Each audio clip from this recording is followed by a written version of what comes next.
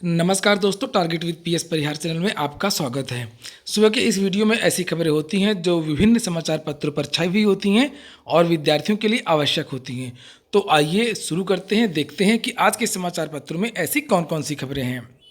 आगे बढ़ने से पहले एक बात और, जो नए व्यूअर हैं या नए मित्र हैं जिन्होंने इस चैनल को अभी तक सब्सक्राइब नहीं किया है, तो पहले आप लोग इसको सब्सक्राइब कर लें। उसके बाद में एक बेल आइकन दिखाई देगा, उसको भी क्लिक कर दें ताकि जब भी किसी भर्ती का कोई अपडेट होगा तो उसका नोटिफिकेशन आपको मिल जाएगा। सबसे पहली सूचना है 69,000 शिक्षक भर्ती के बारे में। समाचार पत्रों पर छपा हुआ है कि चयनितों को शहर में तैनाती नहीं, बहुत जल्दी ये भर्ती पूरी होने वाली है। हालांकि इसके रिजल्ट को फिलहाल अभी रोक दिया गया है 29 और 31 तारीख तक, लेकिन बहुत जल्दी ही ये रोक हटेगी और ये भर्ती पूरी होगी। तो इसमें लिखा है कि चयनितों को शहर में तैनाती नहीं, परिषदीय स्कूलों की 69,000 सहायक अध्यापकों की भर्ती के चयनितों को शहरी क्षेत्र में तैनाती नहीं मिलेगी। उन्हें प्रदेश भर के ग्रामीण क्षेत्रों में ही नियुक्ति दी जाएगी। शासन व परिषद ने भर्ती को विवाद से बचाने के लिए अहम निर्णय लिया है। चयनितों को भी 68,500 शिक्षक भर्ती की तरह पहले जिला आवंटित किया जाएगा, फिर स्कूल आवंटित होंगे। यहाँ पर लिखा है कि बेसिक शिक्षा परिषद के प्राथमिक स्कूल हर जिले के ग्रामीण व नगर क्षेत्रों में खुले हैं। पिछले वर्षों में नगर क्षेत्रों में लगातार छात्र संख्या घटने और बड़े पैमाने पर निजी स्कूलों को मान्यता निर्गत करने से शिक्षकों की नियुक्ति नहीं हुई। तो दोस्तों, ये एक सूचना है। इसके बाद में एक और सूचना है कि बीएड टीईटी संघ कट ऑफ अंक के समर्थन में लिखा है कि परिषदीय स्कूलों की 69,000 सहायक अध्यापक भर्ती की लिखित परीक्षा के लिए तय कट ऑफ अंक के समर्थन में बीएड टीईटी बेरोजगार संघ खुलकर साथ आ गया है। बुधवार को परीक्षा नियामक प्राधिकारी सचिव को पत्र सौंपकर मांग की है कि हाईकोर्ट में तय कट ऑफ अंक की मजबूती से पैरवी की जाए। उत्तीर्ण प्रतिशत घटने से योग्यता का हनन होगा और ये प्रदेश के नौनिहालों के साथ घोर अन्याय है। चंद दिन पहले ही बेसिक शिक्षा के अपर मुख्य सचिव डॉक्टर प्रभात कुमार ने स्पष्ट किया था कि योग्य शिक्षकों के चयन से सरकार पीछे नहीं हटेगी। तो दोस्तों, एक बात यहाँ स्पष्ट है कि जो सरकार का रुख है, जो अधिकारियों का रुख है, वो भी 60-65 या कट ऑफ रखने के पक्ष में है।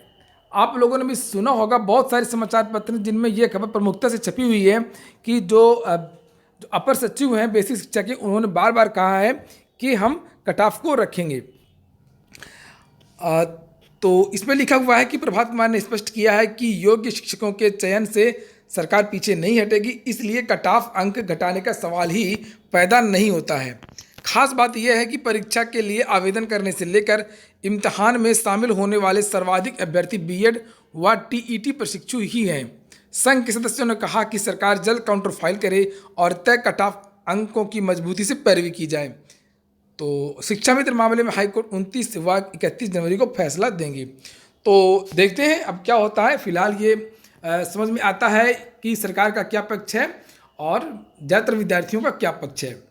इसके बाद में अगली सूचना है पीसीएस प्रारंभिक परीक्षा 2018 की उत्तर कुंजी के बारे में, जिसके बारे में मैंने आप लोगों से बताया था कि पीसीएस का जो परिणाम है वो फरवरी यानी कि 15 फरवरी तक आ जाएगा और जनवरी में आप लोगों की उत्तर कुंजी जारी हो जाएगी।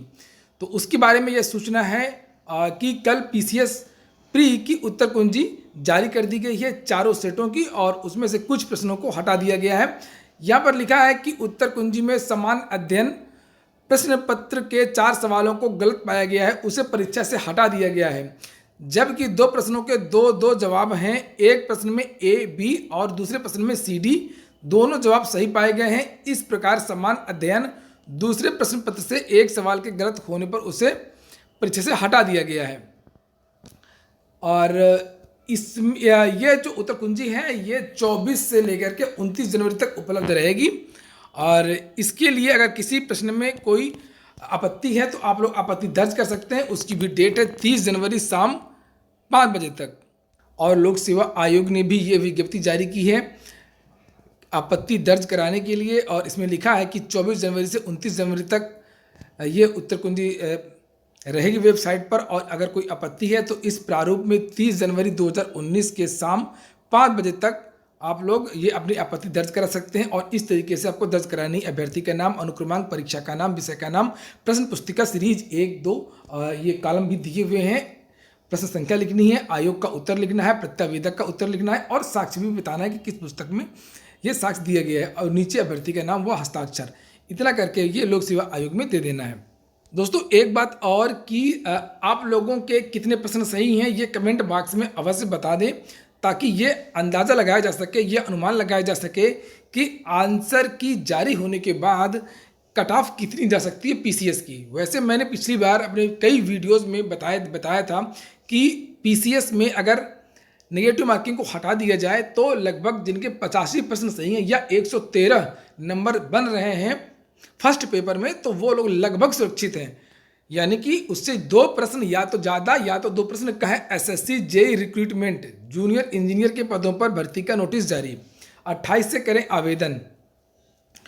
तो दोस्तों ये एसएससी की जूनियर इंजीनियरों का विज्ञापन आया हुआ है और ये 28 तारीख से आप लोग इसके आवेदन कर सकते हैं। लिखा है कर्मचारी चयन आयोग ने जूनियर इंजीनियर के पदों पर भर्ती के लिए नोटिस जारी कर दिया है। इन पदों के लिए इच्छुक अभ्यर्थी 28 जनवरी 2019 से 25 फरवरी 2019 तक आवेदन कर सकेंगे।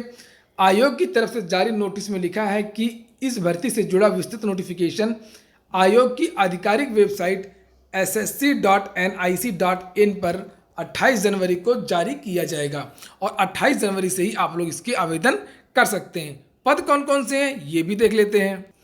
Junior engineer civil electric mechanical CPWD, junior engineer civil electric mechanical MES, junior engineer civil electrical department of post और जूनियर इंजीनियर सर्वेइंग और कॉन्ट्रैक्ट MES। और उम्र सीमा इसमें अलग अलग पदों के लिए अलग अलग दी हुई है।